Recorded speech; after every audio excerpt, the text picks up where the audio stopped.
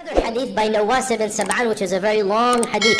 Nawas says, one day we started talking about the Dajjal, the Sahaba, and we became so scared we felt he might be in the trees outside the masjid. You know, when you talk about stories, you get a little bit scared. When the Prophet saw us, he said, what is the matter? Ma sha'nukum?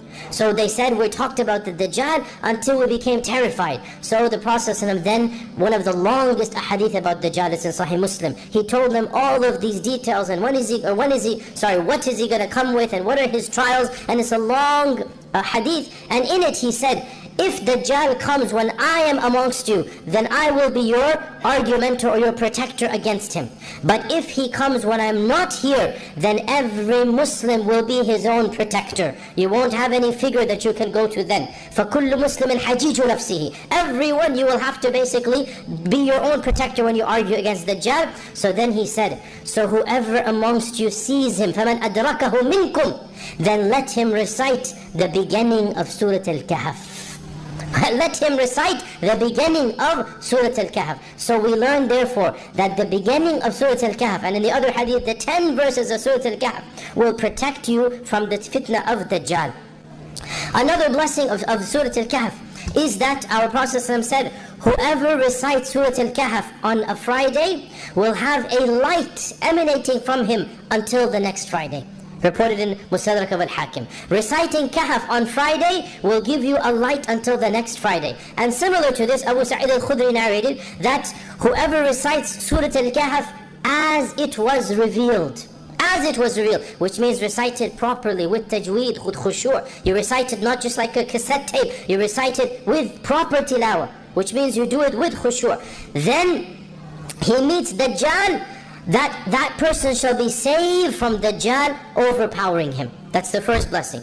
The second blessing, the same hadith, and whoever recites Surah Al-Kahf on one Friday shall have a light, in this version it says, coming from him all the way shining to Mecca. And this hadith shows us therefore that this light is so powerful, it's as if it will illuminate all the way to Mecca. So clearly there's something about reciting Kahf on Friday. Now, why is Surah Al-Kahf linked with protection from Dajjal?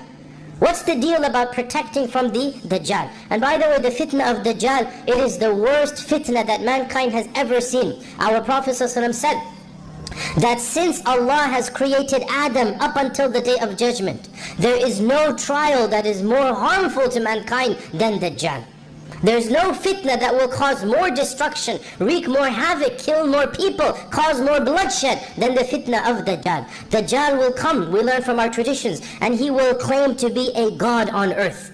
And he will be given apparently certain miracles that will fool mankind into thinking this man is a god. He shall be able to stop the water, the rain from flowing. That whoever rejects him, he will perish or die. He will be able to be killed. Whoever believes in Dajjal will snap his fingers and the water will fall. And the plants will flourish and the people will be able to eat. So whoever rejects the Dajjal will be tested and tried. Whoever accepts the Dajjal's claim that he is God will flourish on earth. So he will be tested and tried.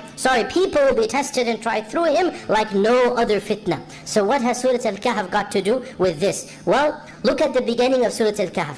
The very first story set up in the first 10 verses is about those young men who believed in Allah subhanahu wa ta'ala, and the king was trying to kill them. So what happens? They fled seeking Allah's protection. Allah gave them that protection.